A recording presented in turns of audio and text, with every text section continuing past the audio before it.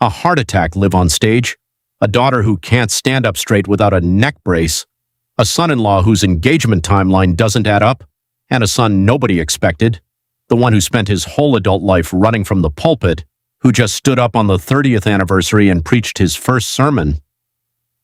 Welcome back to the table. Today we're breaking down the Potter's House, not the headlines, not the sound bites, the actual timeline. What's documented, what's speculation, and what I think it all means for a church built on one family's name. Let's get into it.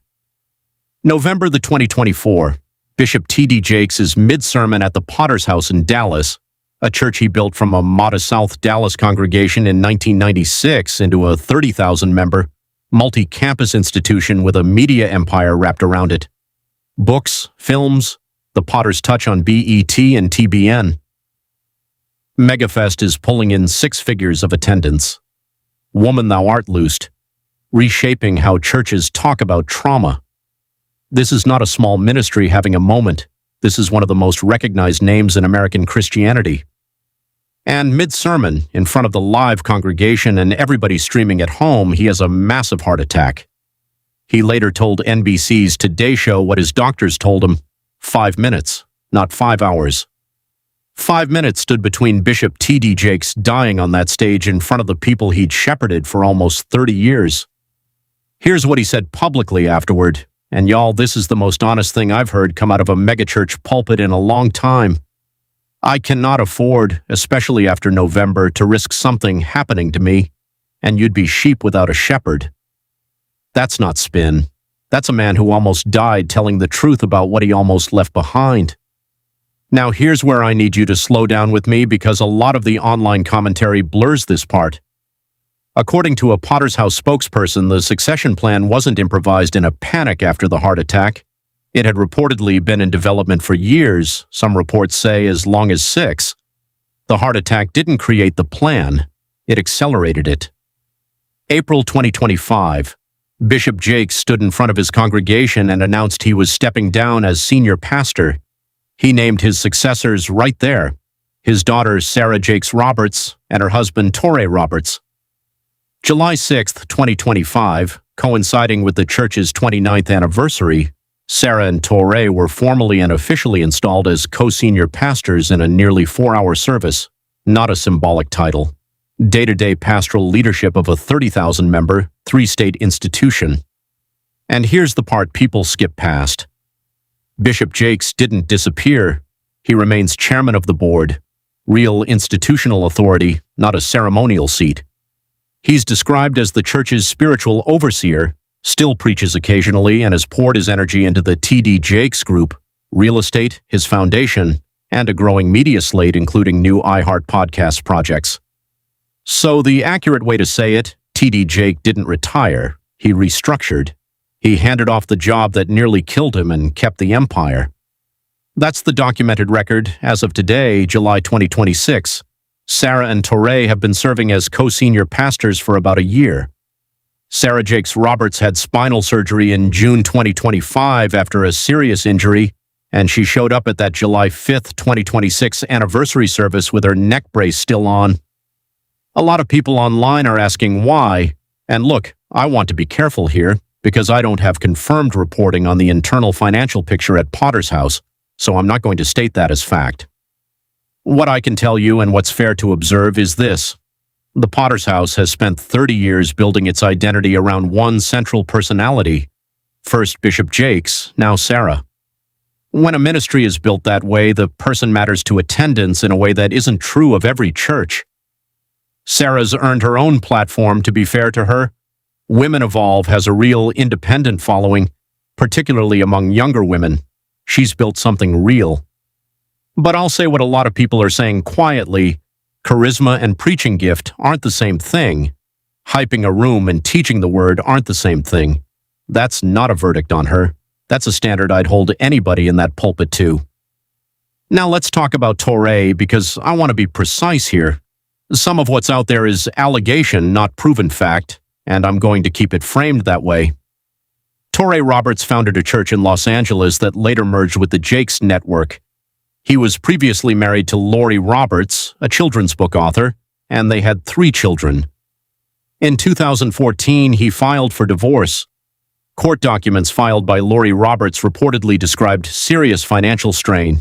She alleged he told her he would no longer support her or the children, and that she had to go to court to stop an eviction from their home.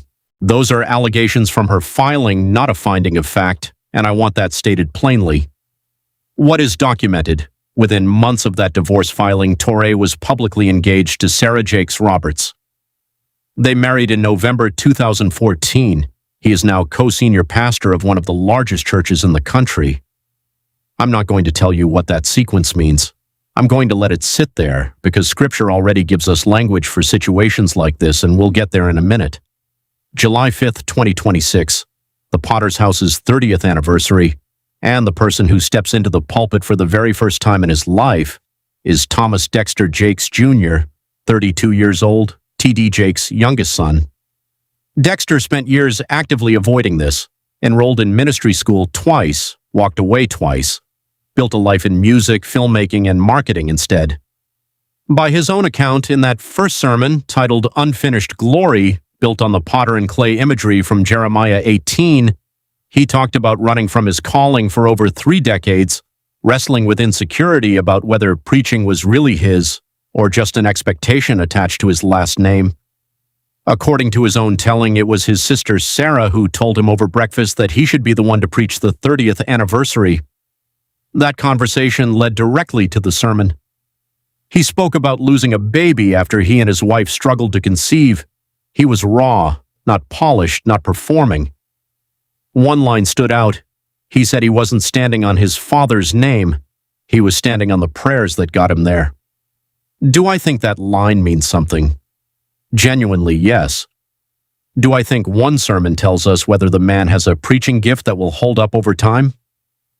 No, and neither should you. Showing up with courage and having a calling to teach the word are 2 different questions, and only one of them gets answered by a single Sunday. Here's where I have to be straight with you about something circulating online. A commentator put out a video laying out a theory, and they called it a theory themselves, that the Potter's House is quietly repositioning Dexter to eventually take over from Sarah and Touré. Their evidence, word choices in Dexter's sermon like latter glory and new wineskin, plus a comment from Touré about crossing over into a latter temple. I want to give that theory a fair hearing because reading the language of a transition in how leaders talk isn't crazy. Churches do signal succession that way sometimes. But here's my problem with taking it as settled. It's built entirely on interpreting word choice in a single sermon, and it runs directly against the documented record. Sarah and Touré were officially installed as co-senior pastors over a year ago and have been serving in that role since. That's not speculation, that's public record. So could Dexter be getting groomed for a future role in this family's ministry bench? Maybe. The Jakes' family clearly isn't done building out who preaches at that church, but he preached one sermon with some poetic language in it is not the same evidence as he is being installed to replace his sister. I'd ask you to hold that theory loosely, watch what actually happens over the next year, and not let one commentator's interpretation get repeated online until it hardens into something that sounds like fact when it isn't. Strip away the family drama, and here's the pattern underneath it. This is what happens to any ministry, any institution, built on a personality instead of a principle. When the brand matters more than the bread of life, when the face on the billboard matters more than the fruit of the Spirit. The Potter's House is just playing that pattern out on the biggest stage in American Christianity right now.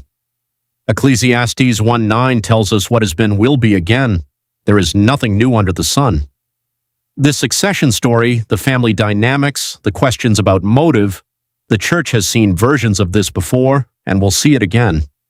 Proverbs 20:21 says, "An inheritance claimed too soon will not be blessed in the end."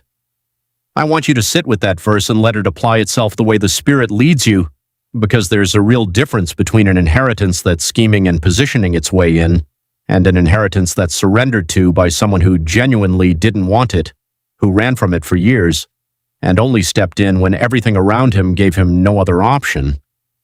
If this broke something down for you that you hadn't seen clearly before, hit subscribe. We're staying on this story as it develops, same as we've stayed on Daystar. Drop a comment. Do you think Dexter Jakes has a genuine calling, or is this family building a dynasty?